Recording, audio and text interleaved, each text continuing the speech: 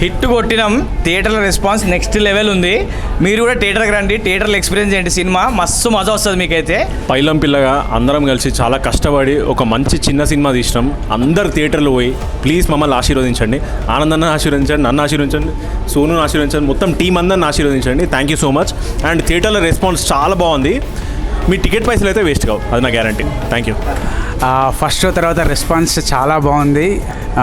మంచి ఫీడ్బ్యాక్ ఉంది ప్రేక్షకుల దగ్గర నుండి. సో అందరూ సినిమాకి వచ్చి అందరూ థియేటర్లో ఈ సినిమా చూడండి. పైలం పిల్లగా సినిమా మా సినిమా మన సినిమా. Thank you.